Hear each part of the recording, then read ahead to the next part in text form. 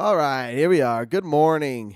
Welcome to another episode, and not just another episode, but welcome to it's like the 55th episode, but it's also the 50th book episode. What a special day. It's June 27th, so it took us like a month and a couple weeks to get or a year rather, a year and a week to get 50 books in, and we did it. If this is your first time joining, then you're joining for a historical moment on Book Club with Caden Kelly, where I read books and I talk about them live on a podcast on Twitch and YouTube and Facebook, and I do it to keep myself accountable. So I read a book every week, a nonfiction book to help improve my health, my wealth, my wisdom, and my peace. And those four things, those kind of just developed as we did the podcast, which is cool. So, here we are, a year and a week later, 50 books. The reason, if you know that there's 52 weeks in a year, you'd think, why aren't there 52 books after, or even 53 books after a year and a week? Well, guess what? Life is the way it is sometimes. And early on in the podcast, I read some really long books that took me, that I took 2 episodes to discuss, which I appreciate because my intention at the beginning was to keep the episodes to like an hour or under, and then as time has gone on, they kind of go to like an hour and a half now. But I do the whole book in one episode, no matter what, no matter how long or short. An hour and a half or less, rather, I should say. So, and then I did a couple podcasts too. I listened to some podcasts and talked about the podcast. But very quickly, I decided that I was going to do a book a week and all of it in one episode. So, and then there was one week where I was really sick, so I didn't do a podcast, and then that's where we're at. Mashed potatoes in the comments. Let's go. Glock, glock, glock. Burr, burr. I don't know what any of that means. Gotta say, I feel like I'm pretty key to this historical moment. Props to me, honestly. Yeah, lots of gloating in the chat really early from Mashed Potatoes, which is fine. He has been here from the beginning. Good morning. If you know him, you know that his comments are very, very cringe, but whatever. Yeah, we've been doing this for 53 weeks. 50 books in. St. Steve's TV. Hayden sucks. All right. Lots of the chat's going off the wall this morning. Baby Moon with Batman. All right. Thanks for showing up, boys. If you like the podcast and you want to get a quick glance at some of the older episodes, go to my blog, cadenkellysblog.wordpress.com. And you can find access to my other podcast, which is called Here's the Point with Caden Kelly, where I do this, but I do it in 15 minutes or less for your convenience. And you know what? I'm so like, I don't handle my business as well as I wish I did. And I say that because I just recently checked my blog for the first time in a couple months, and I get like random waves of traffic, lots of traffics, and I have no idea why. And I'm gonna guess it's because of the podcast. Each episode gets X amount of downloads, and I try to plug the things that I do or try to do. So the podcast is the primary focus. But fun times out here. Plug us playing games right now. Yeah, we play games, but I don't really stream my video games anymore. Just when my buddies want to watch. So that's really it. You can't really watch me play. And I don't even post my clips anymore because I'm focusing on different things. It's kind of what's strange or what's fun for me to look back on is like 2 years ago, we started streaming big time, or just streaming at all. We got our PC builds, started playing a lot of video games. COVID hit, so everyone was home playing video games all the time, streaming a ton. And that was around that was like the time I started taking quote unquote content creation seriously, I just would, post my lame ass clips on my Instagram and TikTok, because I wanted to. I know I've always liked to create content, or at least I like to. I like to entertain people and inspire people. So it kind of molded over time. I was posting video game clips, and I started posting songs that I was learning and playing and practicing. And then it settled into the podcast. I've never really posted workout clips, but I started working out a lot. I've listened to Rogan for a long time. And then I started reading books, and then I thought I should revamp my podcast and just create.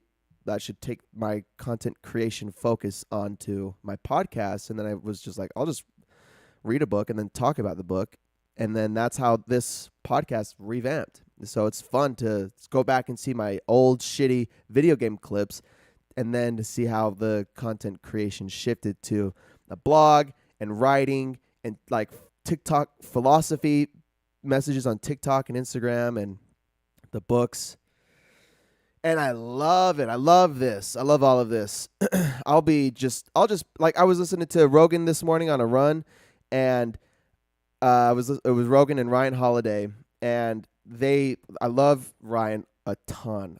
I really admire him and his work, and hearing everything he was saying and Rogan and their dialogue, and I love Rogan, and so but every time, like when I'm listening, and I have tons of thoughts of things that I've learned from books pop up in my mind all the time. Things that they say, and then things where like, oh, I kind of disagree with you because of what I've learned from this. And anyway, it's been a ride. And yeah, Mashed Potatoes and Steezy, Saint Steez TV and Haby Moon from the beginning, baby. They're my boys. If you want to join the chat, you go to Facebook, Instagram, or Facebook, YouTube, or Twitch, and you can find me, and it's all on my blog. Or you find all my podcasts on Spotify and Apple Podcasts under their respective names. And yeah. Speaking of my run, though, I ran through the hills of Davis County, the Bonneville shoreline, training for this stupid Spartan race. And I say stupid because it's fucking hard, man. Running around a mountain is fucking hard. And one of the first episodes I ever did is called Run the Mountain. And that's when I was introduced to Cameron Haynes, who runs a mountain every day and is huge motivation and inspiration for a lot of people. And man, god damn, that shit hurts. It's hard. It's really hard. So Road to Beaverton, yeah, we'll never make it, but at least we're trying, right?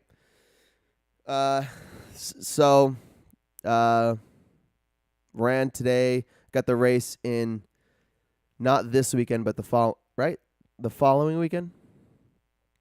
Yeah, not this Saturday, but the next Saturday, the 9th, at Basin. So, and Saint Steez TV is doing it. Let's do it. Cheers, fam. I hope you got your coffee. It's 10:30.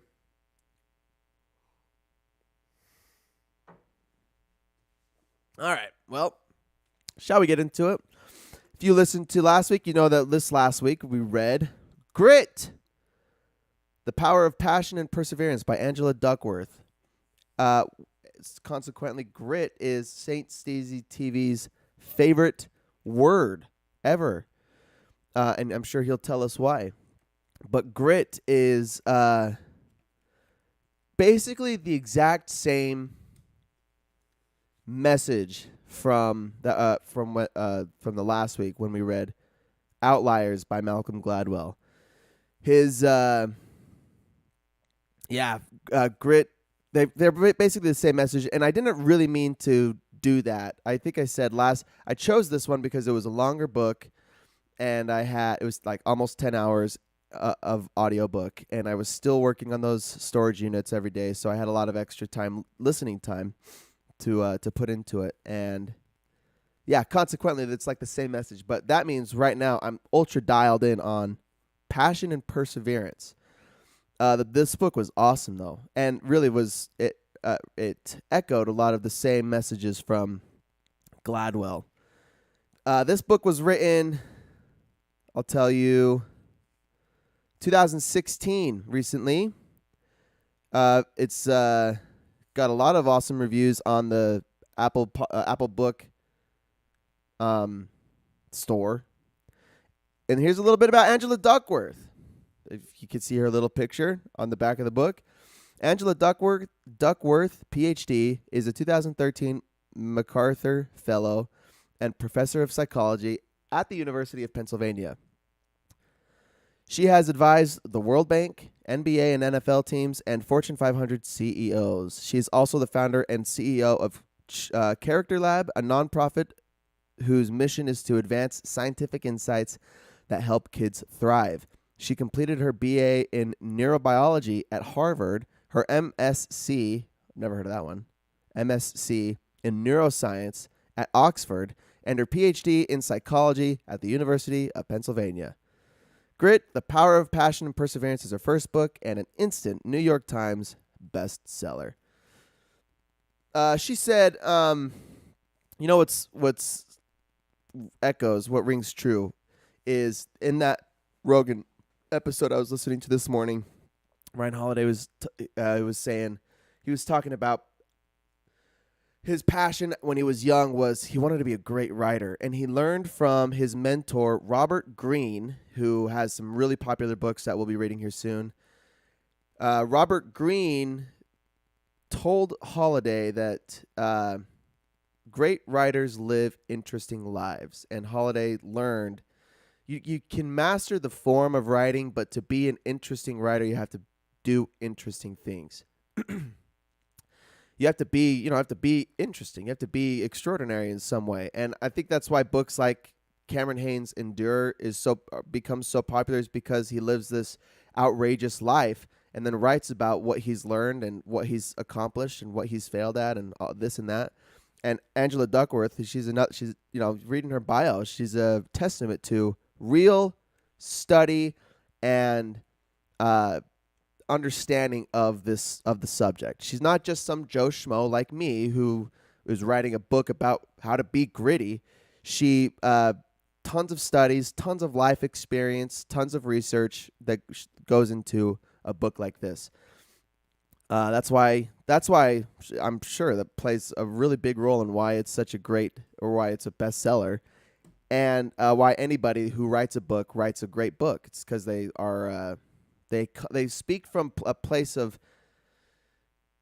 experience and intrigue. So I admired a lot of, but there's some authors that aren't this way. You remember The Mountain Is You by Brianna Wiest. I think that was the author. I looked into her afterwards, and she's like 28 and is a writer for someone for somebody.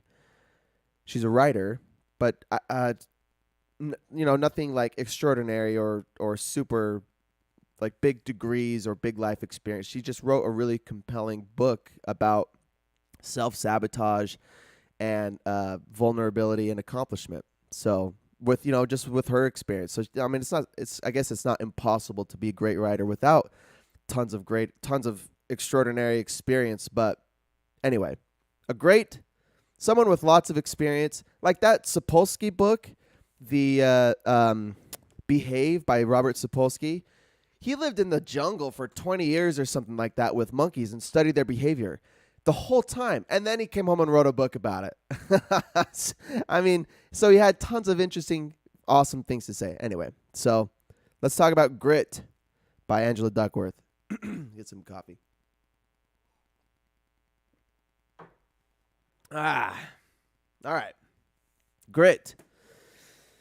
The preface, she says, what we accomplish depends on our perseverance and passion more than our talent. Does that not sound exactly like the last one we just read, Outliers?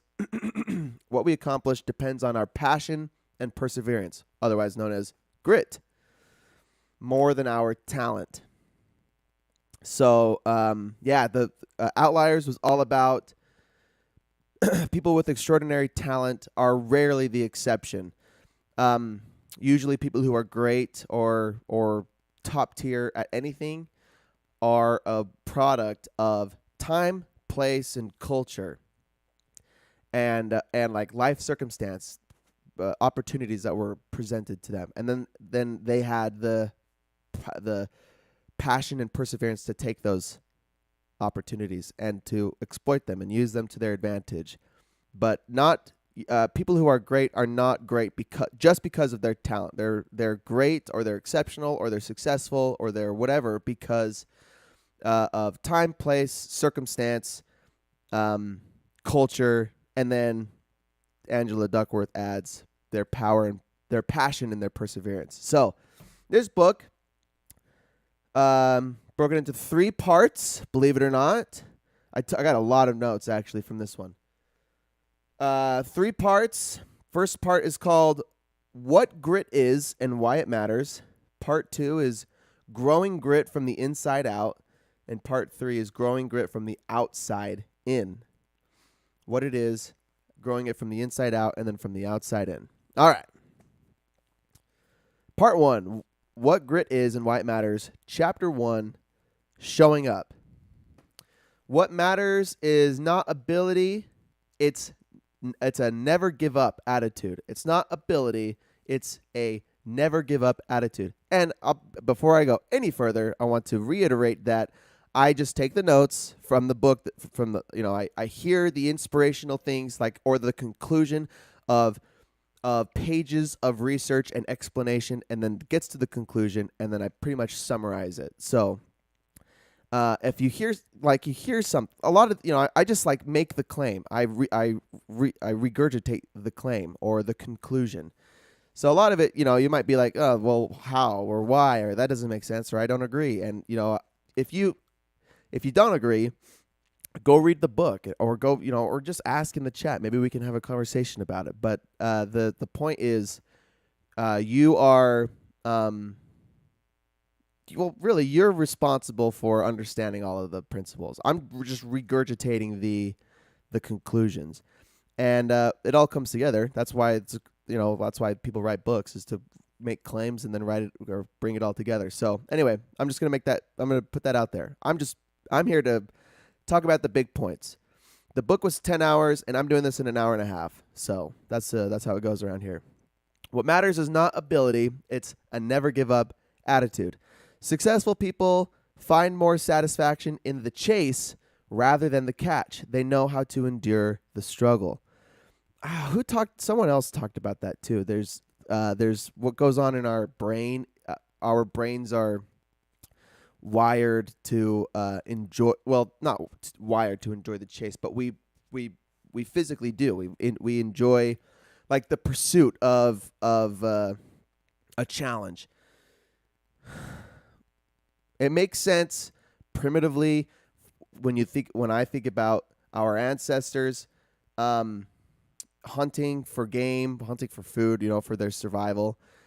There's a great reward that comes from getting the kill and taking it home and eating it. There's obviously endorphins that you experience or that your body releases from the catch. But if we didn't have the drive, or if our bodies weren't wired to enjoy the chase, we wouldn't chase. We would just sit around and complain about being hungry. All right, this is kind of my philosophy.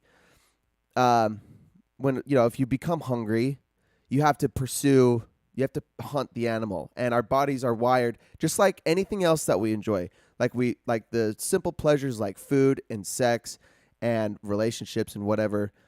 We enjoy the result, but there is satisfaction that comes with pursuing the result too. And again, she goes on and on about research and study and experience. But the point is, especially when it comes to successful people, there's more satisfaction in the chase than the catch. And maybe, probably there's a different experience when you're pursuing a passion or a hobby or a career than there is in literally pursuing your dinner. But the point is kind of the same. There's only is there satisfaction, but there's like a, when you practice the chase, there's like a piece that you experience. Like today, like I ran 10 miles in the mountains, and that shit's never easy.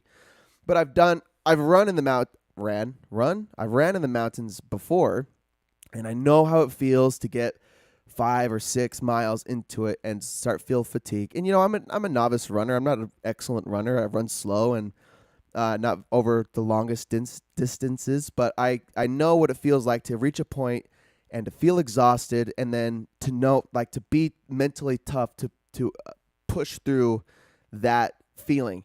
And Ryan Holiday, I just fucking love Holiday, and I love JRE.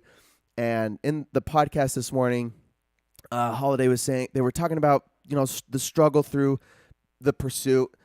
And I didn't realize this was, that there was going to be so much correlation, or that I would even be talking about the podcast. But there was, he was talking about writing his books, and he's written several books, and he says every time he's written a book, he reaches a point, like halfway through the book, writing it, and realizes the whole thing is dumb, and I don't like what I'm saying, and I don't think I'm drawing a conclusion. I don't know how to wrap it up, and I should just quit. But Holiday says, through years and years of writing and practicing and editing and rereading and proofreading and whatever, he's learned, he's felt he's experienced this feeling of, I don't like what I'm doing, or I'm not really good at it, and I should just quit. But then mentally pushing through that feeling and continuing to write, continuing to edit until the project is complete, and then you get what you get. And usually you're really satisfied with it. How does that go in with the first point where, there's more satisfaction in the chase?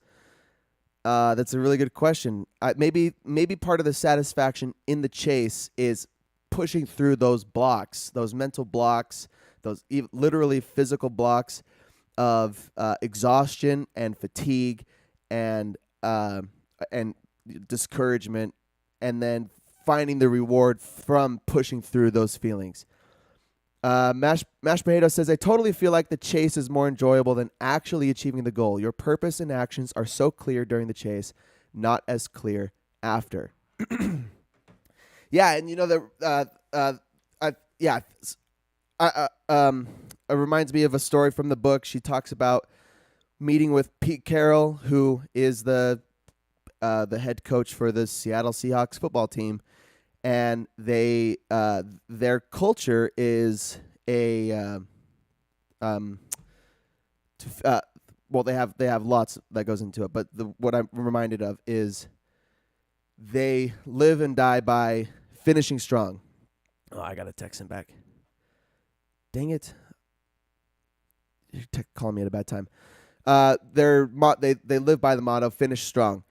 And Angela asks, well, don't you think, or rather he says, it's easy to start strong, but it's never easy to finish strong. So that's what makes, that's what he says, that's what separates us from the rest. Mashed Potatoes, I spent years chasing experience, getting a degree, a good salary, and when I got all those things, I was very directionless there for a while.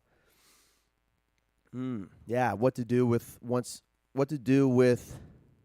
your stuff after what to do after you finished or accomplished your goals. Yeah. I feel well, and I think that, oh geez, now he's texting me. Sorry. I'm gonna send him a text really fast. Sorry, I'm a little distracted. Work stuff, man. I'm doing the podcast right now. Can I call you in an hour?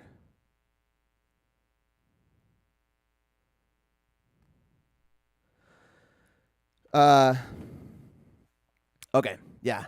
I was lost, St. Steve's. I was lost after I returned home from, okay, yeah. I was lost when I returned home from my mission for the Church of Jesus Christ of Latter-day Saints. And just so everyone knows, St. Steve's never served a mission, but he's an exemplar for pushing through hard circumstances, especially when discouragement is presented. And he's shared many experience with me in regards to that. So even though he's been a little satirical, I actually think a lot of missionaries feel that that sense of directionlessness post mission, because you're so purpose driven for 2 years, and then come home and there's what's waiting for you when you come home. Yeah, but then you got to figure it out, or you remain like lost. You're just never try to figure out. True grit is not passing out after Caden farts in your shared room at the Motel 6. Yeah, that takes some real perseverance. That's just a reminder to never book a Motel 6 again, honestly. All right, I got to make sure my boy is taken care of. Yeah, it says I could call him in an hour. All right. So let's move on. Yeah, I got lots of notes to move through. The last one from chapter 1 is, I said, grit is the combo of passion and perseverance that makes high achievers special. We'll talk more about passion and perseverance later, so let's move on. Chapter 2, distracted by talent. Part of Darwin's claim is that zeal and hard work are more important than intellectual ability. Distracted by talent. Darwin, meaning Charles Darwin, who presented the theory of evolution, or proposed, or however you say that. He claims that it is zeal and hard work that are more important than intellectual ability. That's the only note I got. I think in today's world, you have to kind of apply your intellectual ability, right? Because there's so much of the world is... Sorry, I got indigestion from the coffee. So much of the world today is technical. It's literally brain stuff, like computer stuff.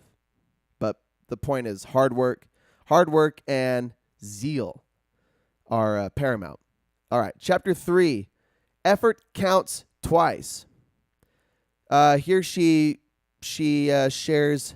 Okay, yeah, she goes through a long story about going through school and a teacher scolding her for not having a passion, or how does she describe it? A life theory.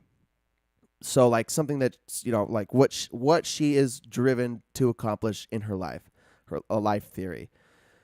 And so she was a teacher for a lot of years, and then moved into this field of research and regarding passion and perseverance and grit in people. It's the psychological differences. She's several years into her theory, and she shares what she's got so far. This is her life theory on how you get from talent to achievement. She says talent times effort equals skill, and skill times effort equals achievement. I said, yeah. Talent times effort, so what you can do times the effort that you put in equals skill.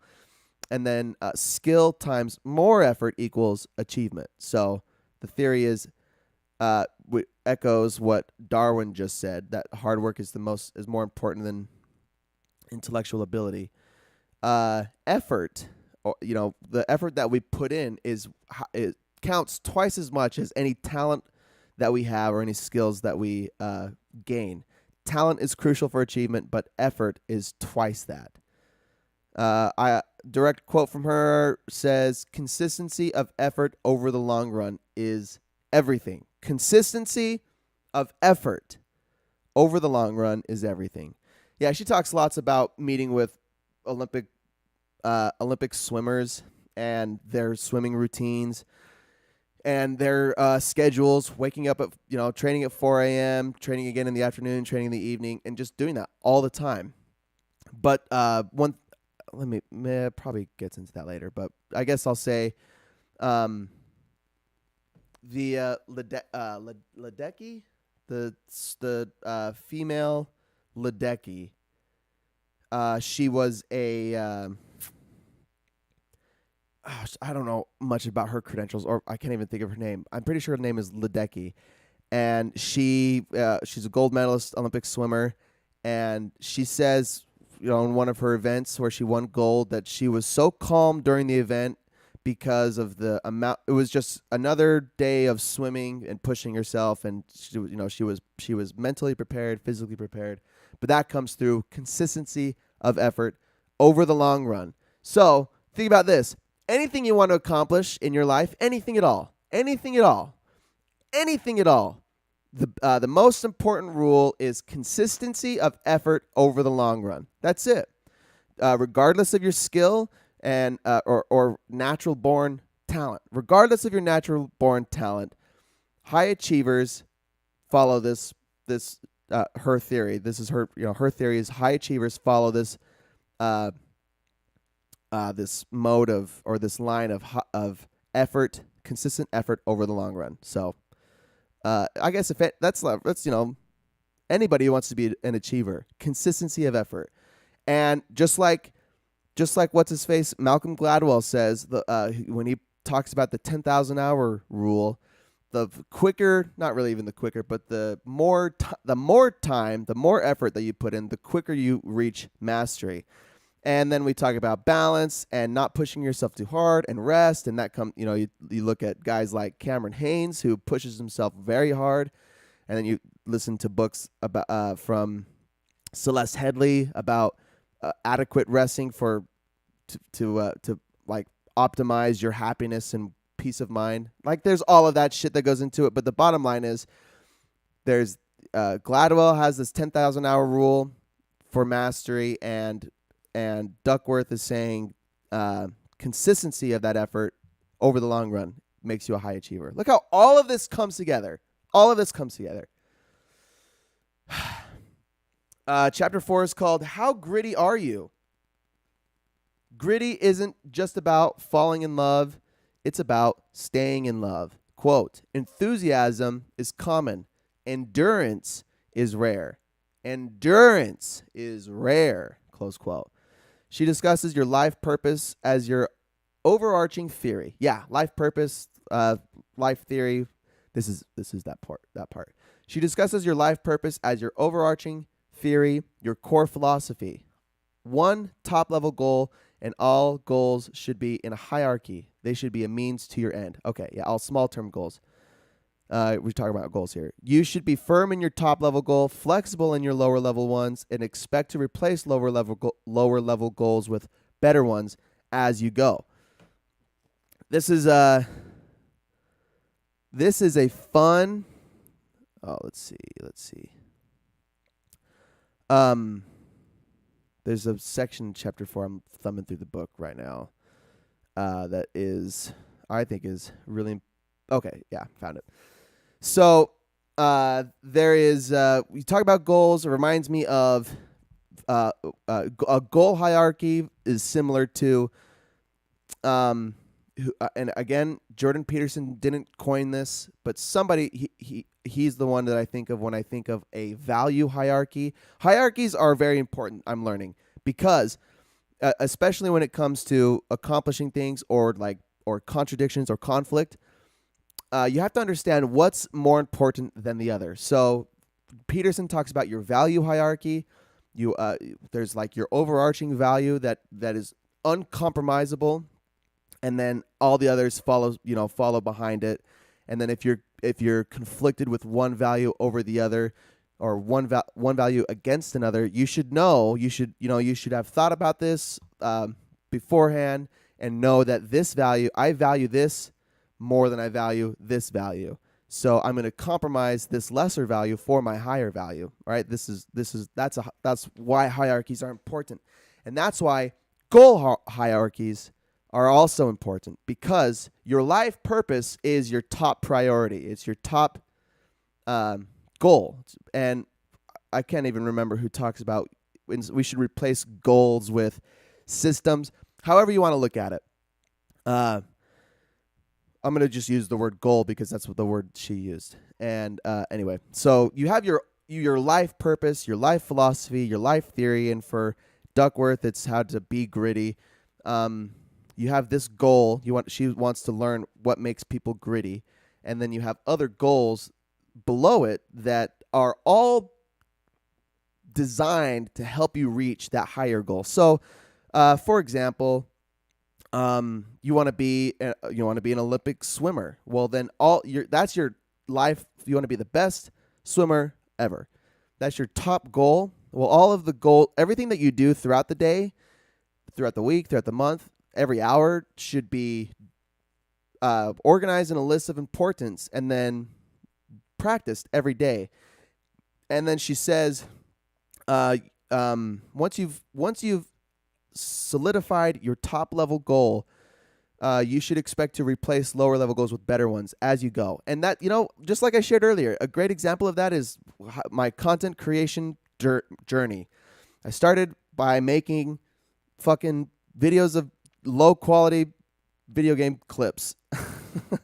And then I started posting videos of me playing music, which was better, but didn't speak to my top level goal. And I guess my top level goal, I'm still solidifying it, but I'm learning that what I want is, for myself, I want to be healthy, wealthy, wise, and at peace, right? And then I want to keep myself accountable. So that's why I do this podcast. And then I want to share it with you. And the reason I want to share it is be a content creator is because I want to inspire you to be better in all of those areas, to be healthier, wealthier, wiser, and more at peace. And so I want to, my intention early, I guess before, was to entertain, but more important than entertainment as a goal for me is inspiring. I would rather be inspiring than entertaining. That speaks more to my core values, to my core goals, and brings me more satisfaction and sense of accomplishment as I pursue this. So I'm still solidifying and clearly defining my top level goal, but that's the point. If my top level goal is to be inspiring, and again, it's not clearly defined, I got to work on that. If my top level goal is to reach as many people as I can and be inspiring and make people healthier, wealthier, wiser, and at peace, what else would go into that? I just want to help people be in better places in life, whatever. If that's my ultimate goal, then everything below it should be organized accordingly. I do the podcast, I read the books, I exercise, I meditate, I go to yoga. I do all of my daily goals, my weekly goals, my monthly goals should be pointing me on that path. And if they're not, I either need to remove them completely, change them, or improve them. So, and this all takes a lot of work to do. It takes a lot of mental energy to focus on, this is what I want to accomplish, or is it really? And do I want to go this direction? Do I want to go this direction? Okay, I actually want this. And so what am I going to do every hour? What am I going to do every day? What am I going to do every week, every other week, every month to get closer to that top goal? There's systems. It's systems that you live by every day. And remember, consistency of effort over the long term is the recipe for achievement. That is, she says, is everything. So, all right. And again, she says enthusiasm is common, which enthusiasm looks a lot like motivation or short bursts of inspiration. Not even inspiration. It's really just motivation. You get you look in the mirror and you say, I want to be ripped, or you come back from the doctor, you're like, I want to be healthy. Or you see someone on Instagram and you're like, I want to be like a comedian. I want to be funny, or I want to be inspiring, or I want to be really good at video games, or I want to be an endurance athlete. You get short bursts of motivation, and then you're like, okay, fuck it, yeah, let's go. So for a week, you're like, fuck yeah, we're gonna kill it. That's enthusiasm. Yeah, fuck yeah, we're gonna kill it. And then after a week or 2 weeks or a month or however long it takes, maybe just after 24 hours. 12 hours, after just 10 minutes after the post, that endurance dies. The enthusiasm dies. The enthusiasm dies. And then what you're left with is grit to fucking do the shit anyway. To do the shit even though you're not on your top level, you're not feeling great every day. That's endurance. Endurance is pushing through the hard feelings anyway. You do the shit anyway. And it's easier to do the shit anyway when you feel like shit, when you've created a plan, when you've already established, this is what I want to achieve, and this is how I'm going to do it. So that the days that you wake up and you feel like shit, or you're tired, or you've got shit to do, you know, this is what I have to do. And endurance, like Cameron Hanes talks about, is doing it anyway. Because consistency of effort over the long run equals high achievement, success. Damn, baby, that's a rip right there. So, she says endurance is rare, and it is rare. It's hard to stay focused on your goals when you don't want to. And then, if you're like, I don't want to, why would I work on my goals if I feel like I don't want to? Well, that's up to you to decide. Why did you set those goals in the first place? If you wanted to be healthy, why did you set the goal to be healthy, or to lose 20 pounds, or to be a high endurance athlete, or to be super wise, or to be the best yogi, or whatever? Why did you set that goal in the first place? What were those feelings that you had when you had them? That's what got you on the path. That's what helped you set the goals anyway. If you don't actually feel that way, then you should adjust the goals. You should adjust the direction you're going. And again, that's what I've been doing for the last 2 years. I've been adjusting this desire to be a content creator, to be inspiring. Or first it was entertaining, but now I want to be inspiring. So whatever, you adjust as you go, and then you solidify and you solidify and you solidify, and you figure out what's better than what's not, what's good and what's not, what's better than the rest. And then showing up every fucking day. You show up every fucking day. All right, let's keep going. I need a drink. My mouth is getting dry. All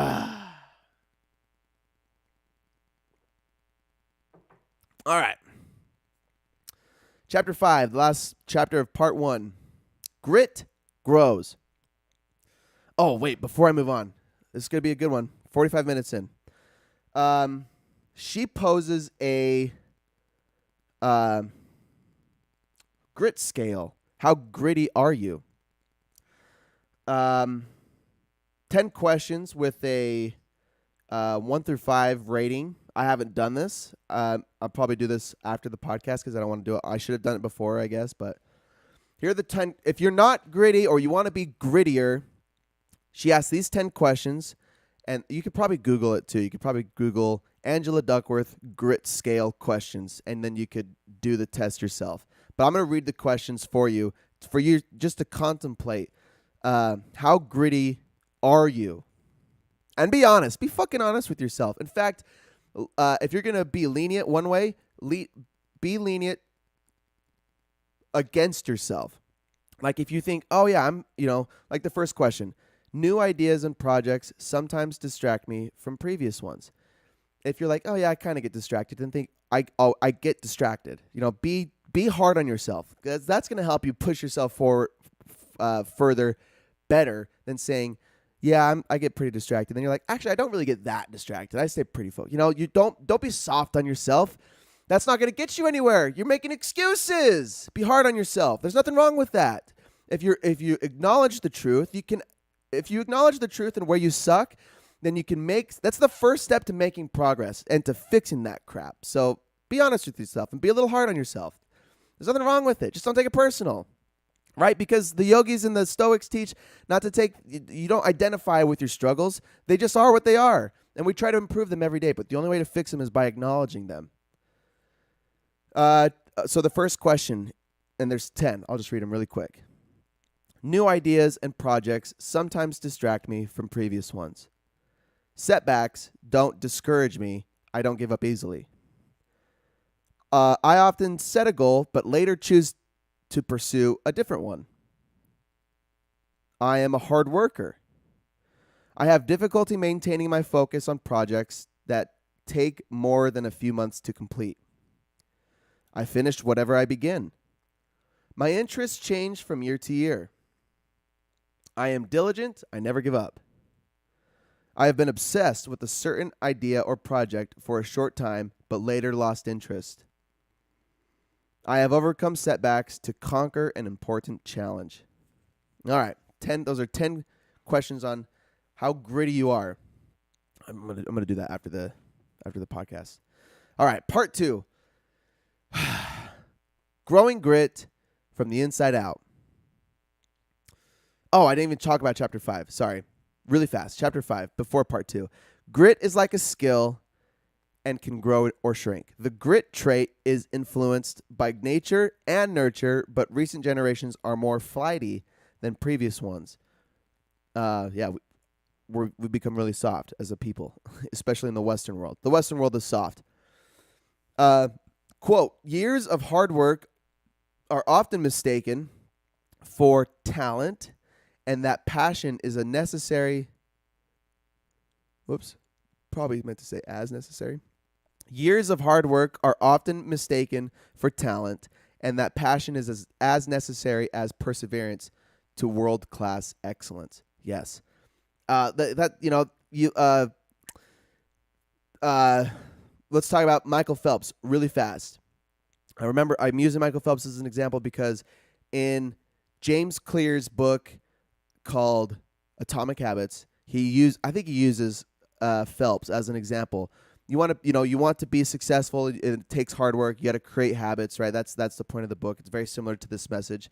But he says, you know what? There's some people have a genetic or physical advantage over you, in which helps them. It accelerates their success. So he uses Michael Phelps as a swimmer, and he uses another guy who I don't know. It was a marathon runner, like one of the, if not the fastest marathon runner. He uses them as examples and says, if Phelps tried to be a marathon runner, he wouldn't be very fast. And if the marathon runner tried to be a swimmer, he wouldn't be very fast. If they put in the same amount of effort in the opposite skill or the opposite, they wouldn't be world class because of the way their bodies are built. So James Clear says you could, if you want to excel, you could try to work towards hobbies and sports and skills that suit your genes. And so that being said, using Phelps as an example, Phelps is tall, has a long torso, short legs, and an incredibly wide wingspan, which is like the perfect formula for a great swimmer. But on top of that, Michael Phelps has worked extraordinarily hard to be the swimmer that he is. It's not the rule that all exceptional swimmers are built like that, because like everybody says, effort is more important than natural talent, ability, or genes. But Phelps had both. He had the hard work, he took the advantages, and he has the genes. Same with LeBron James. He had the hard work, the grit, the perseverance, plus the genes. So it's easy to look at my point is it's easy to look at characters like Michael Phelps or like LeBron James or like that ultramarathon runner and say they have the genes to be successful in their sport or at their hobby, which is why they're the best. But it's not. So what I'm saying is it's easy to assign credit to their natural talent or genes than it is to their hard work or grit. But it's overwhelmingly evident that, just like everyone is saying, the hard work, the effort, the consistent effort over time is always more important in high achievement than natural ability or genes. Okay. Point made. Case in point. She shares 4 paragons of passion, and paragons I had to look up. I think it means examples. I'm going to double check. Yeah, a paragon is a perfect example. So there are 4 paragons of passion and perseverance of grit. They are interest, capacity to practice, purpose, and hope. And that's all of part 2 are those 4 paragons. And under capacity to practice, I took a quote from her that says, "To be gritty is to resist complacency." Oh, that doesn't make your dick hard. I don't know what will. If consistent effort over the long run is the formula for high achievement, then to be gritty is to resist the complacency.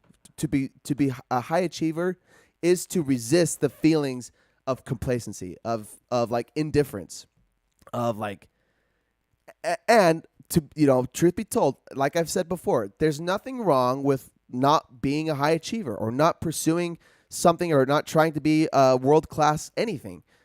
Just to be, like when you talk about balance, you want to balance your family life, you want to balance your academics, you want to balance your religion, you want to balance your money, like you want to be well rounded in all things. That's great because that for some people that brings lots of security and helps them live a better life than sacrificing any of those pillars to pursue anything and be a high achiever in anything. Because like Cameron Haynes says, it requires sacrificing, and just like the hierarchy thing, you have to sacrifice values to meet your high value. And if you value high achievement over well-roundedness, then you're going to sacrifice well-roundedness for high achievement. Ooh, wow. I think that was a point of interest that we've talked about for a few weeks that I've been stewing over. I think that makes a lot of sense. You either value like the high achievement or you value the well-roundedness. And each take sacrifice. If you want to be well-rounded, you're going to sacrifice high achievement in any area. If you want to be a high achiever, you're going to sacrifice the well-roundedness, the values that people value. And to emphasize that point, Ryan Holiday, going back to JRE this morning, Ryan Holiday and Rogan were talking about Marcus Aurelius, who wrote Meditations, and I've done a podcast on meditations. He does. Someone just got home. He was, if you don't remember him, well, you should go listen to the episode. It's a fabulous book. He was a Roman emperor, the most powerful man on the planet at the time, and he had just like super modest. He wasn't like flamboyantly powerful or abused his powers.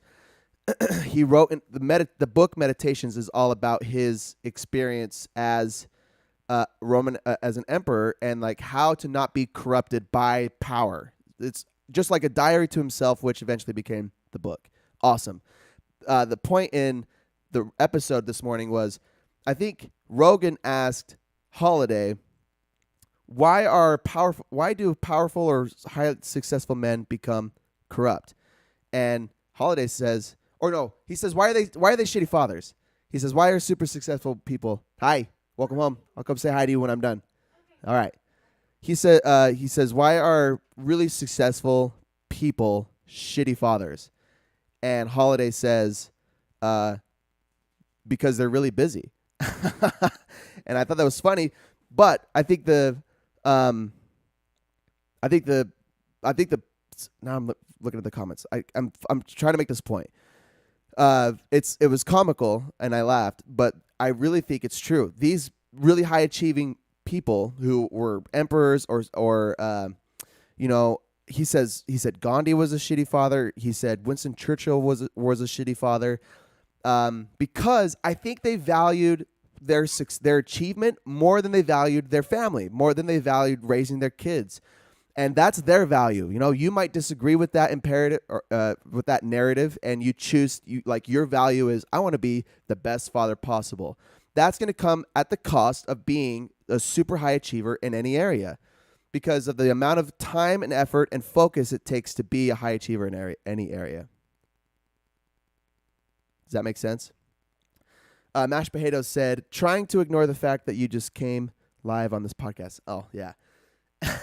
No, I just had an erection. I didn't come. I just had an erection. That's it. And I'm not going to go any further than that.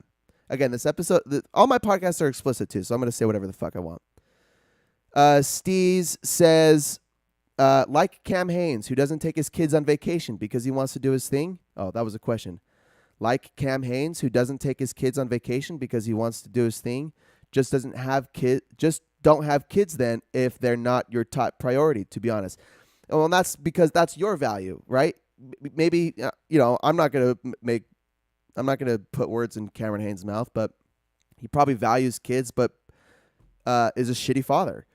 He wants to have a family, but he's a shitty father because of what he wants to accomplish. And yeah, I would agree with you and say, if that's your focus, if you want to be a high achiever, and it's going to come at the cost of being a great dad, but you can half-ass like I might disagree with that, with the idea of being a half-assed dad. I might think that's a bad idea, but that's what he wanted to do. That's what Gandhi did. That's what Winston Churchill did. And I'm only throwing those names out because those are the two that I remember from the podcast. But yeah, they had families anywhere. Maybe they were, they were accidents, right? Maybe, I don't know, like, fuck if I know. But yeah, I would agree. It would be more if like you value having a family, but you value being a high achiever more. It would be probably more responsible for the family to not have a family, but also you don't have a family.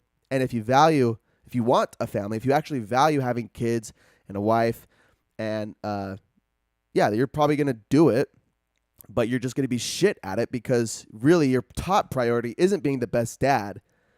It's being whatever it is. And Cameron Hanes, it's being the best bow hunter possible. So yeah, I might disagree that with what he did, with having kids but being a shitty dad. Like if you're gonna have kids, you should focus on your kids. But high achievers, I guess that's I'm talking in circles. So yeah, I agree with what you're saying. But I think I just resolved something in my mind that has been a point of conversation for the last few episodes, which is a well-rounded life versus a high-achieving life. And it's one or the other. You're either well-rounded in your life with all of the things that you do, or you're a high achiever. And at the cost of your other values. And if you're well-rounded, that comes at the cost of being a high achiever at anything. All right. Because if your value is, I'm going to be the most extraordinary father of all time, ever, then if that's your top priority, you're not going to go golfing with your friends. You're not going to have a social life like a well-rounded person would, because your primary focus is your family. This is just my philosophy. If your value is to be a high achieving father, your priorities will be around your kids and your spouse and their well-being and their success, right? So there you go. But yeah, good comment. All right, moving on. Yeah, this is a good book. I'm just fucking going, and we got a lot to talk about still. I'll try to be swift. Part 2. And you know what? If you're already checked out, then just check out the 15-minute Here's the Point episode. Part 2, growing grit from the inside out. Again, this part is the 4 paragons of grit. Basically, it's the formula on I'll just go. Chapter 6, interest. Data suggests humans are substantially more satisfied with their jobs when they do something that matches their personal interests. We've talked about that before. Struggling to find your interests or passions?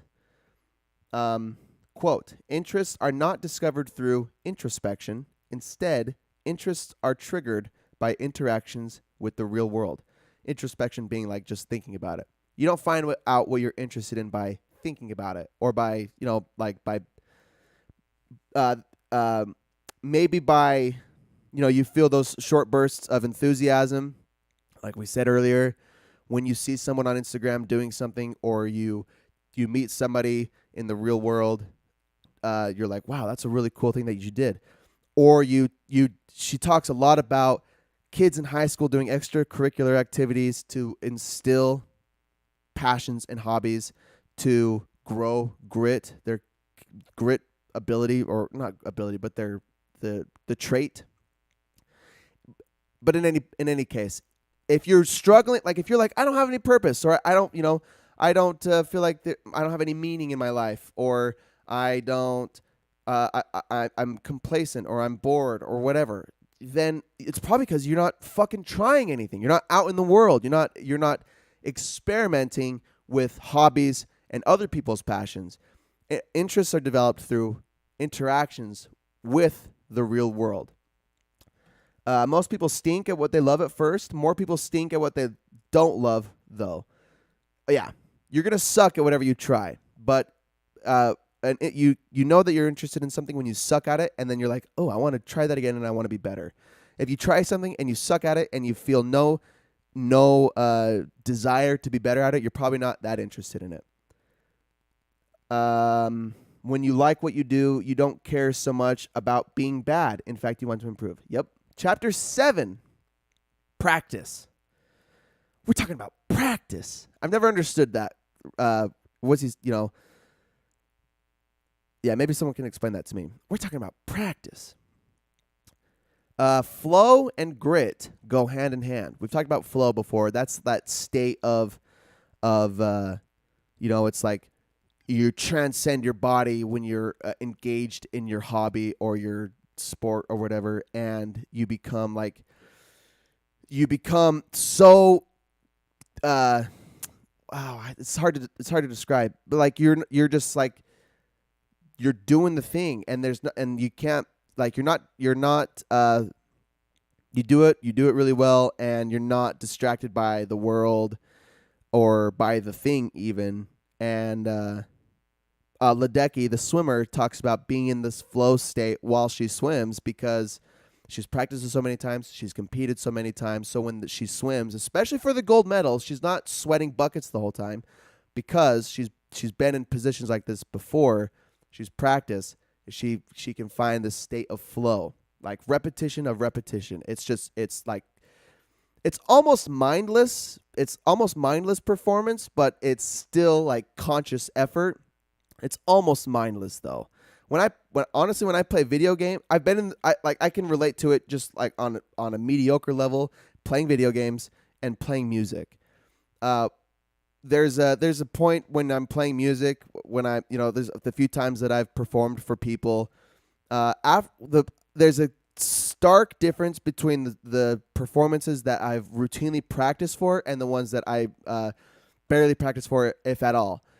The ones that I didn't practice for felt like shit, and I'm focusing on the thing and I'm trying to remember parts as I go, but the ones that I really practice for, I'm able to get into the music and express myself and not think about how like the people and the engagement, because it's just the songs that I like to play, and I've practiced them. I know how to play them well. I play them well, and then that's it. And it's just a really, really good feeling as you go.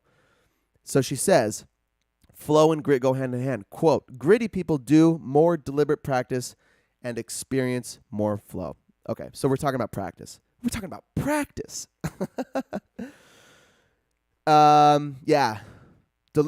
Gritty people do more deliberate practice and consequently experience more flow. Practice is for preparation. Flow is for performance. I have a typo there. Flow is for performance.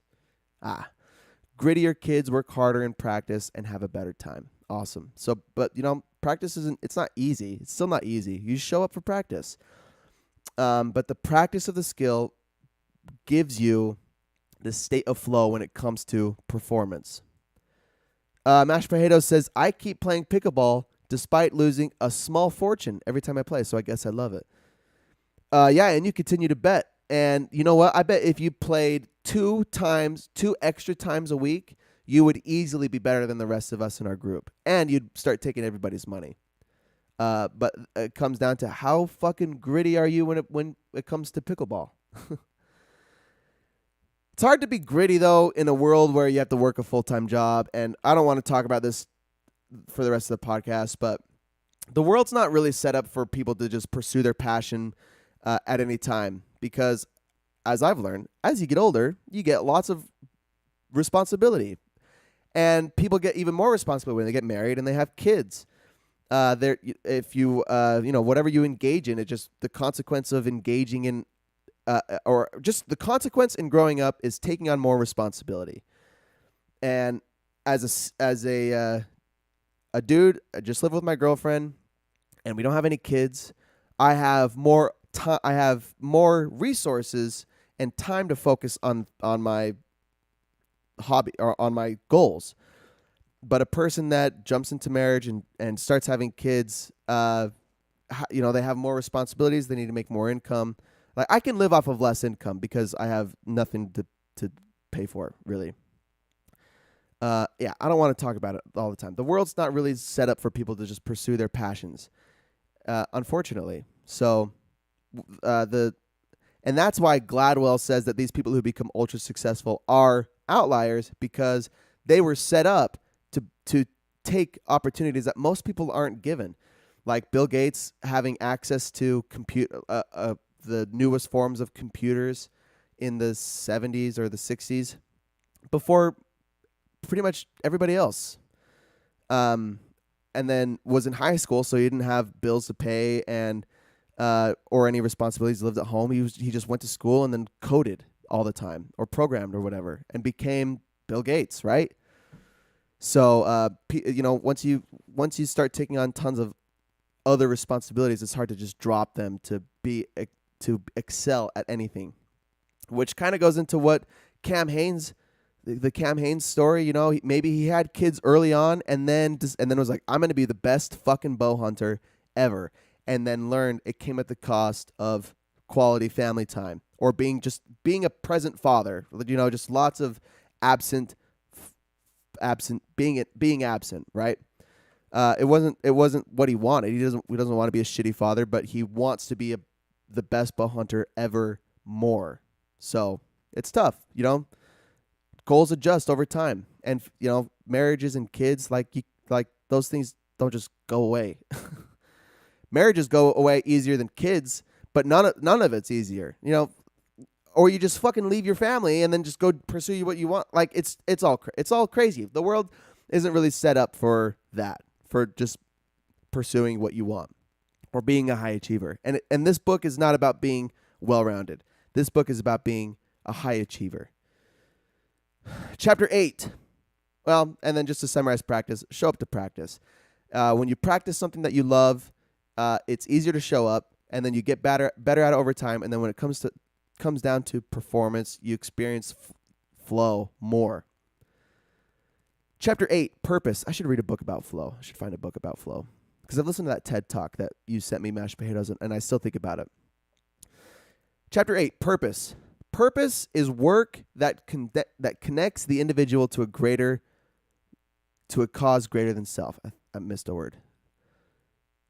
To a cause greater than the self. Yeah.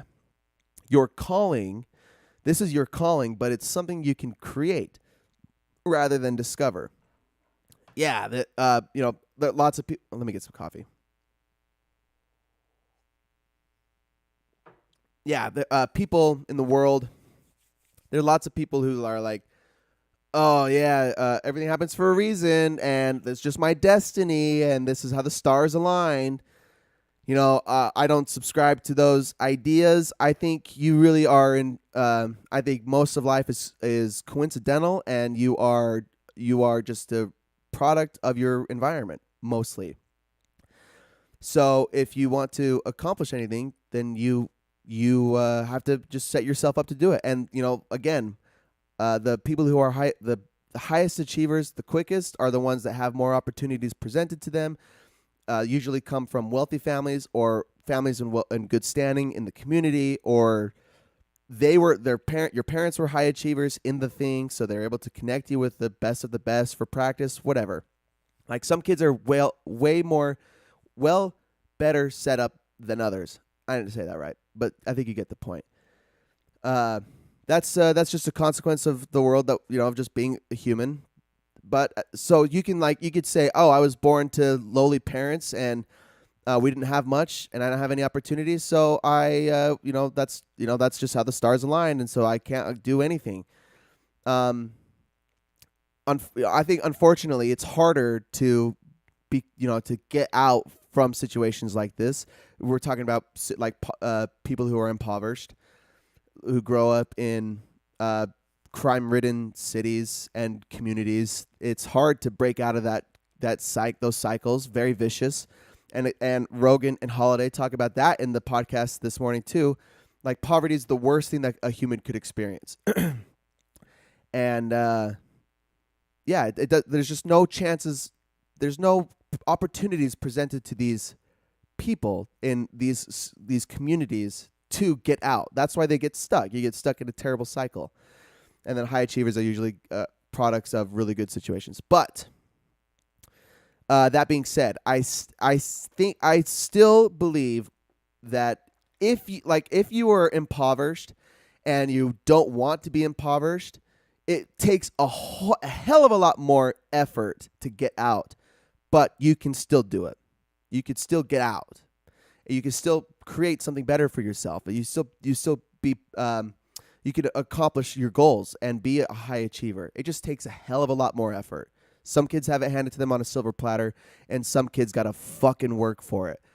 But then they're not ever taught the skills, or they're never given the inspiration, or they're not even they're not taught that they can get out of a shitty situation, out of poverty. They live in poverty. They think this is how life is, and then that's how they live their lives. Kind of like kids that grow up in third world countries. They're happy.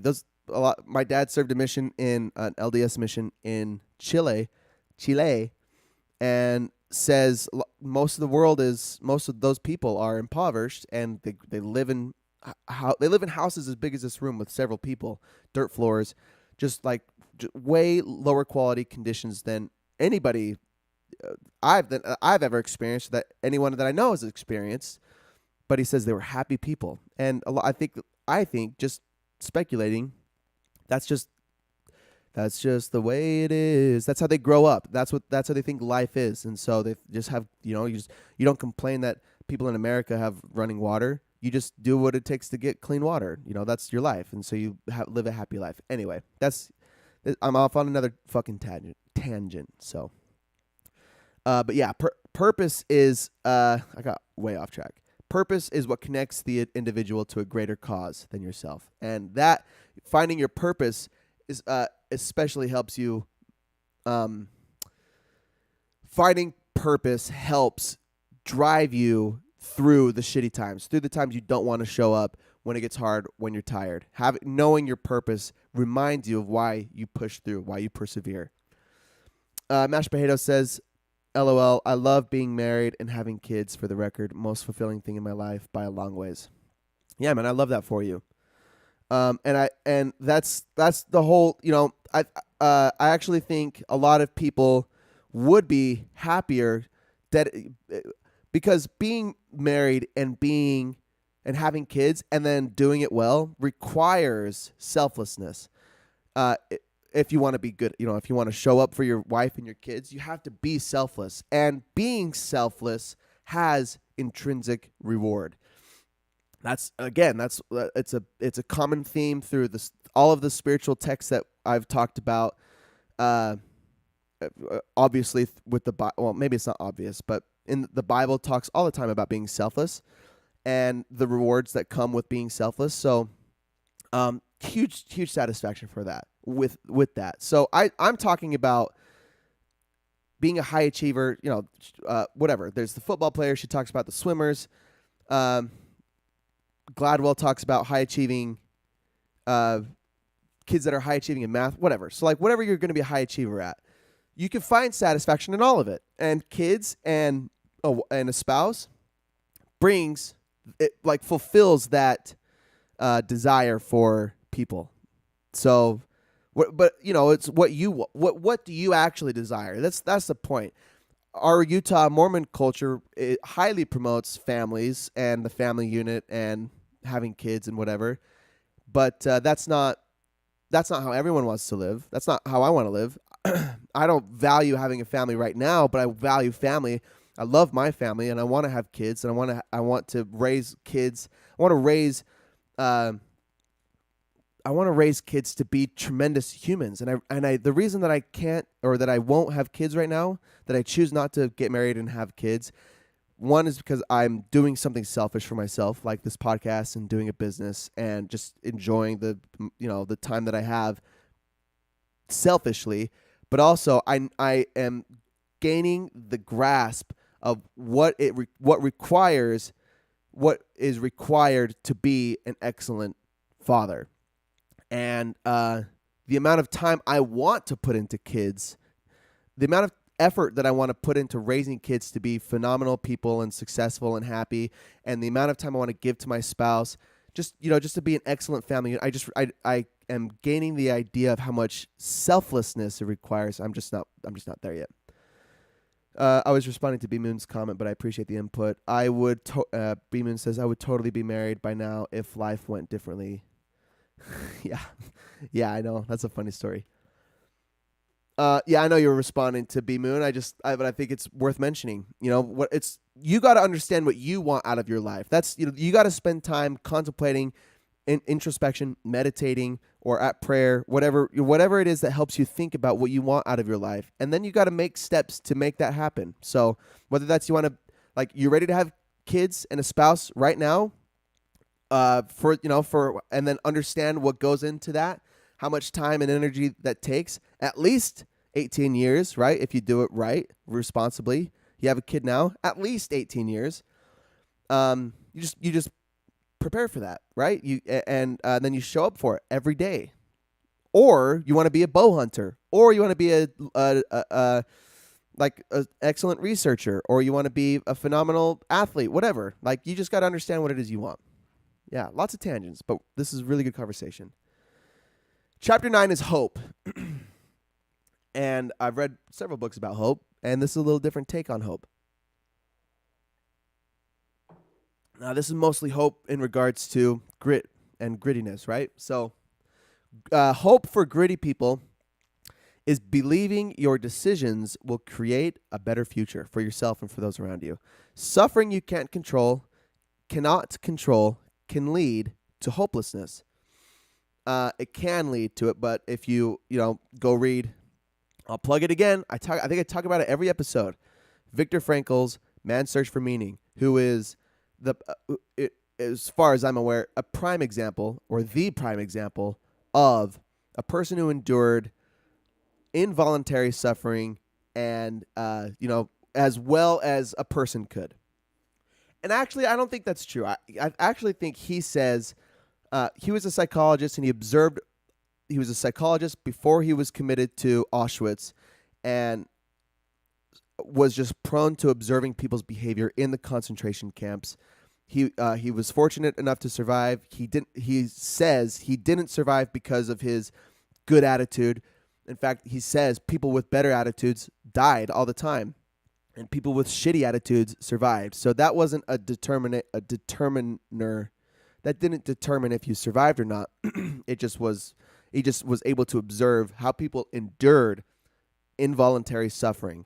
So the point, I think, from that book and from this comment is involuntary suffering, where she says suffering you cannot control, can lead to hopelessness. It can destroy you. It can bring you down to a really low place and then destroy you. Or you can, if you spend time practicing voluntary suffering, you can experience involuntary suffering and learn how to manage it and to have high spirits and to endure it, to see it through until it's no longer involuntary. Lots of dialogue in that sense. Excuse me. Henry Ford, there's a quote from Henry Ford that I liked.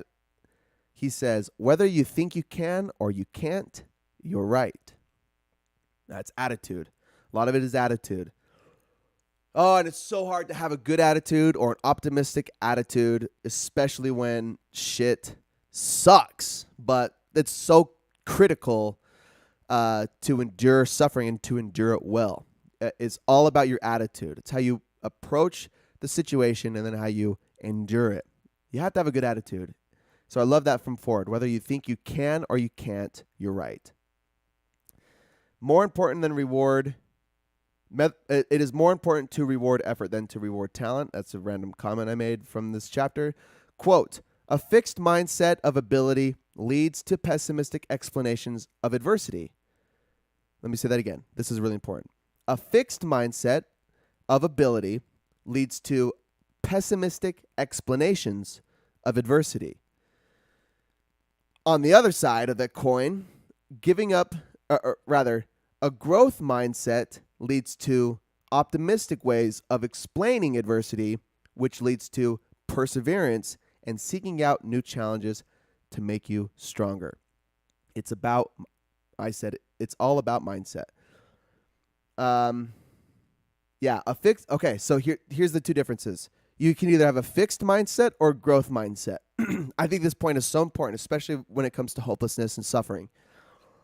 A fixed mindset meaning you're stuck in your ways and you're not going to change your mind, and you see the world. You see the world. How do they say it? Like through a scope or through a lens or through one lens or whatever, through a pinhole. Like you have a very narrow view of the world and its outlook and its outcome. A fixed mindset of your ability, what you can do, leads to to pessimistic explanations of adversity, which leads to giving up on challenges and avoiding them in the first place. So, uh, a fixed mindset, a fixed mindset inherently makes you pessimistic, and especially pessimistic when you try to explain adversity as it's dealt to you. However, on the other side, a growth mindset, and this is your attitude. Are you going to see the world through a narrow lens, or are you going to see, like, how do you view the world in your experience? A growth mindset leads to optimistic ways of explaining adversity, which leads to perseverance and seeking out new challenges to make you stronger.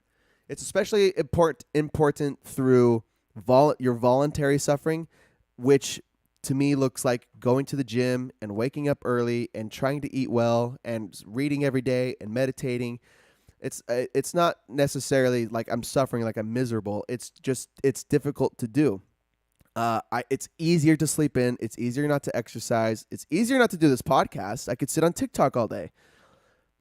It's a form of suffering where I'm choosing to put myself through something difficult to become better. Am I doing it with the idea that my point was it's important to have an optimistic point of view through voluntary suffering, so that when involuntary suffering occurs, like a loved one dies, or you lose your job, or you go to a concentration camp, or the stock market crashes, or you lose a bunch of money, your house catches on fire, when these involuntary forms of suffering arise, how will you approach them? And it's easy to be pessimistic. It's easy to blame others. It's easy to just put out the blame. It's not easy to say, what am I going to do because of this? And can I turn it into another opportunity? Or I guess, when you talk about like your loved ones dying, are you going to blame God, or are you going to blame that person for, being unhealthy or something, or being in a dangerous place? I don't know. Or are you going to, I don't know. I don't want to get too, I don't know. I don't know what to say about your loved ones dying. It sucks. But how are you going to approach it? It's about your mindset. It's about your attitude. All of it. All forms of suffering, it comes down to your attitude. Okay. Part 3, and we're done. Oh, get some water. Jeez. All right. Part 2 is growing grit from the inside out. This is growing grit from the outside in. So part 2 is like, what can we do to grow grit? And part 3 is, how does the world around us help grow grit inside of us? Chapter 10, parenting for grit. This is for you, my father. Yeah, my father's in the chat. Chapter 10, parenting for grit. Different parenting styles. She listed, or at least I wrote down 4. There's 4 different parenting styles. Authoritative parenting, authoritative parenting, which is, she describes, wise parenting, and the most favored. She describes it as aware of the psychological needs of your kids, and also the authority is based on wisdom rather than power. This is authoritative. The next is authoritarian parenting, which is demanding and unsupportive. And then permissive parenting is supportive and undemanding. And then the worst of them all is neglectful parenting, which she doesn't even talk about because she says that you shouldn't be a neglectful parent. So the best one, she says, what parents should strive for if they want to instill grit in their kids is to be an authoritative parent. aware of your kids' psychological needs, and then base your authority on wisdom rather than power, an iron fist. All right. What matters more than what the parents do is what the child perceives. Because it's all about how what you do is interpreted, especially with kids who don't have a really firm grasp on what's happening in the world or what's just happening at all.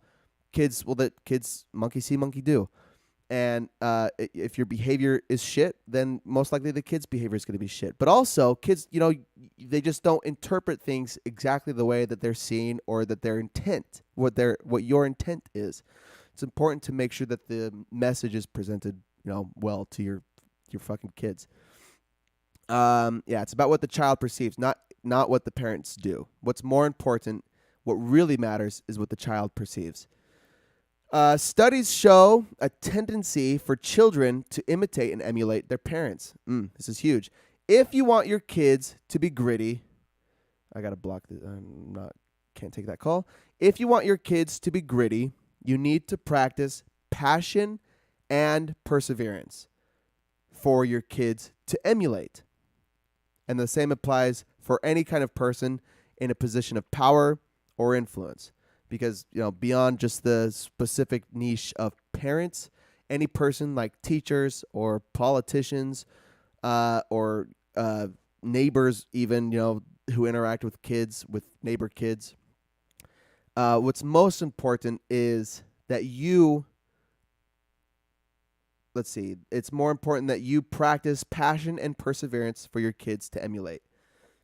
The same applies for people in power and influence. And I'll say, I'm gonna brag for a second because I did a workout yesterday in my dad's driveway, and I was throwing a dumbbell over my head. It was a really hard workout, and there were some kids that were riding their bike around the neighborhood, and they stopped to watch because it was some hard shit. And this is the point. Give your kids something to imitate and emulate.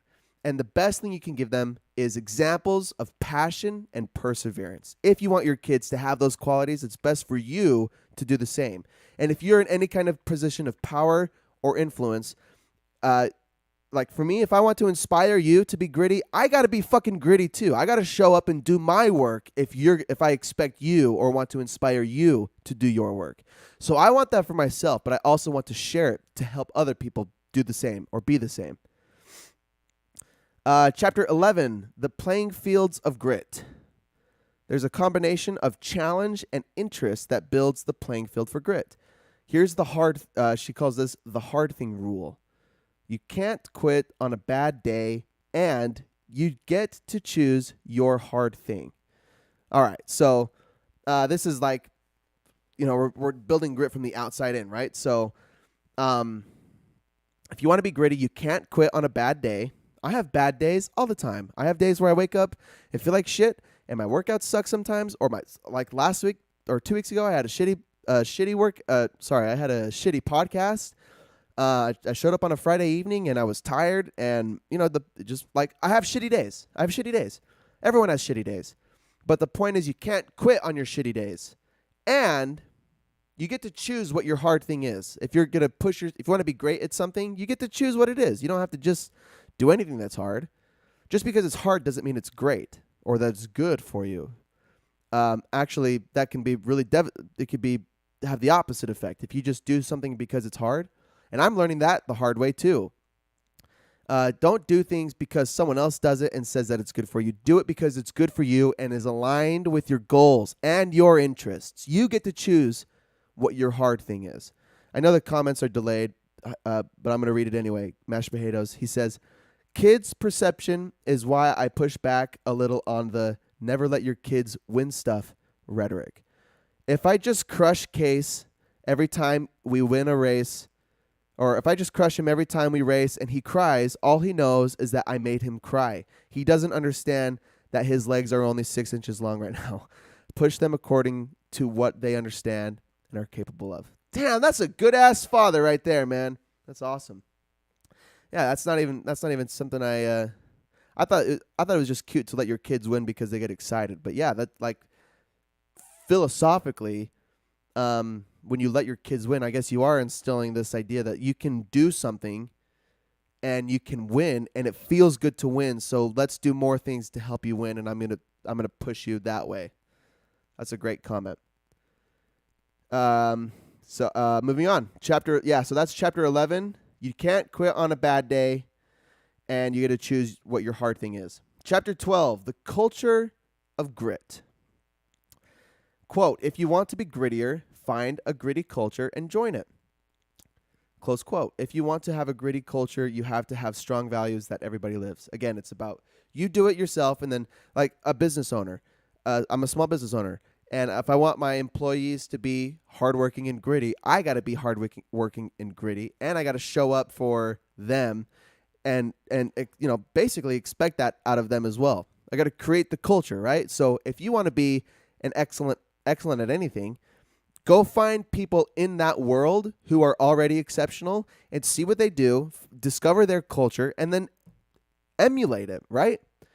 If you want to be a great chess player, this is a random example, don't play chess with novices or people that don't care about chess. If you want to be great, go play with great chess players and see what kind of effort they put in, and then follow their regimen, basically. Like they play for 8 hours a day. Go fucking play for 8 hours a day. That's what it takes, obviously, to be a great chess player. If you want to be a great runner, I've got very few examples up my sleeve, but it is what it is. If you want to be a great runner, you got to join a running club and go run with people. It's good to run by yourself, which is what I do. I don't run with people. If you want to be a great runner, go run with somebody that will push you and learn their tricks and tactics and be a great runner. Yeah, it's pretty straightforward. All right. Chapter 13, conclusion. Grit is important, but character is more important. Too much or too little of anything is a bad thing, including grit. And that quote, the too much of anything is a bad thing. It's a quote from a philosopher, and I did not write it down. It was like Aristotle, I think. Someone like that. Too much or too little of anything is a bad thing, including grit.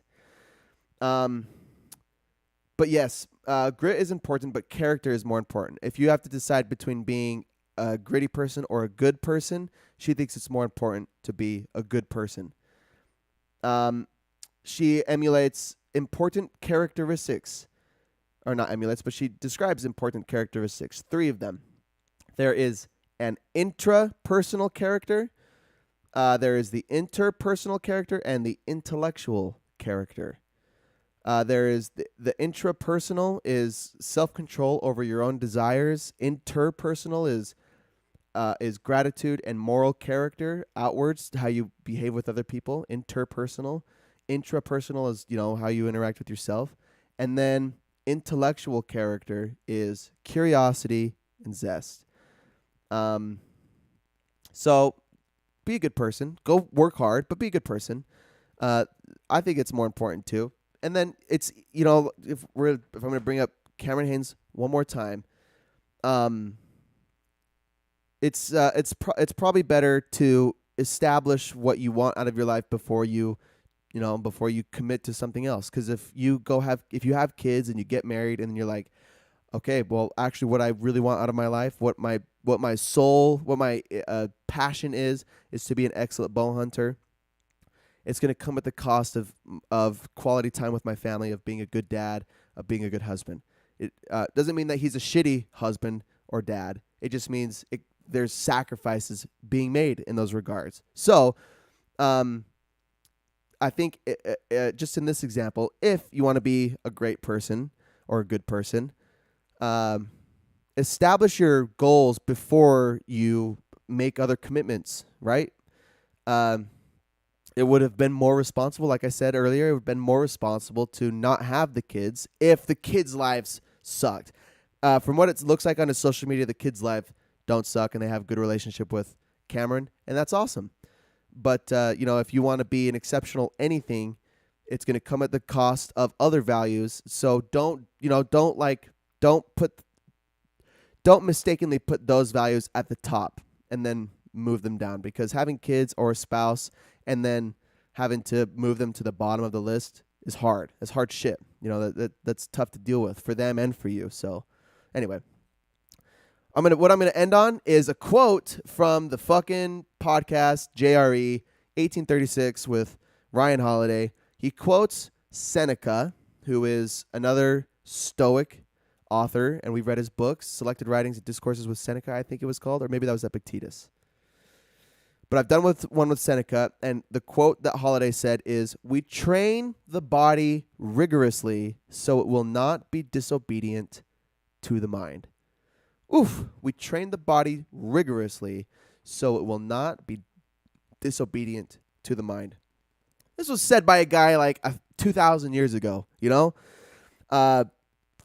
Dudes have been thinking forever, and chicks, but humans have been thinking about crap like this forever. So it's fascinating to me to learn that even 2,000 years ago, when life was way shittier than it is today, how people thought about the world and about themselves and other people. So really, all of the reason that we're gritty, one reason why a person should be gritty, why they should show up and do hard work for their passion, is because it trains your body to not be subjected to the mind, the weakness of the mind. We train the body. And maybe I'm partial to this comment because I heard it while I was running 10 miles in a mountain, which is really fucking hard to do. And so I thought, I was probably inspired by it because I was pushing my body, and I was, a lot of running is just to keep fucking going, especially over the longer the distance. You got to train your body to not be, how does he say it? To be so that it will not be disobedient to the mind. Wait a minute. We train the body rigorously so it will not be disobedient to the mind. Wait, maybe am I misinterpreting that? Oh man, did I just fuck up the quote? Because my mind is always telling me to, fucking stop. But then I'm like, no, I'm not gonna stop, and I keep going. And that's being disobedient. Or maybe it has more to do with, your mind is like what you want to accomplish, and so we train the body rigorously so that it will pursue what the mind, what your passions and what your interests are. Fuck it, I fucked up the ending here. Sorry about that, but guess what? I don't fucking care because the quote's awesome, and I think this episode was great. I'm gonna make the 15 minutes right now, right after this, and we're gonna. You can check that out. Spotify, Apple Podcast, on under Here's the Point with Caden Kelly, and I'm gonna all of it's on my blog, cadenkellysblog.wordpress.com. And usually I will introduce the book that we're gonna read next week, but guess what? Because this grit is the 50th book, I've decided I'm going to do a compendium of everything that we've learned for the last year for next week's episode. So come ready to learn or to review all of the messages. Well, not all of the messages, like the main points for why we're here for our health, wealth, wisdom, and peace. And we'll discover what we've learned, what we've done, and then how we're going to improve that for the next year, for the next 50 books. And then I want to kind of change the direction that I'm going with the podcast again, because it's fluid right now. I'm not super solidified in it. That can be bad, but I think I work on it enough where that they're healthy adjustments. I want to change the direction of the podcast a little bit because I want to, I am trying to solidify what I do, why I do it, and so I can make better decisions to improve the podcast and help my audience, whatever. Everyone that's listened along the way, much appreciated. Again, organically, the viewer count grows. Some weeks suck, but I think that's just the ebbs and flows. For those of you who don't know who I am and listen, I don't know why or what I've done to convince you to listen to me for an hour. It's been an hour and 40 minutes today, but I really appreciate that just a little bit of support, just the listening, even without showing up for the live chat or for ever reaching out or anything. Um, lots of awesome, lots of, I've had lots of good experiences. I've had a lot of difficult experiences figuring this out, but overall, very positive. And anyway, very grateful to keep doing this. We're going to keep doing this, and we're going to make it better as we go. And besides that, we'll be here next week. I know, actually, I just reminded that it's the 4th of July next week, and I'm pretty sure I will. I know I have. They do, the fun run in the morning, and then I'll probably go do dinner, or rather do brunch with the family and do 4th of July activities. So if I don't show up Monday, it'll definitely be Tuesday or Wednesday.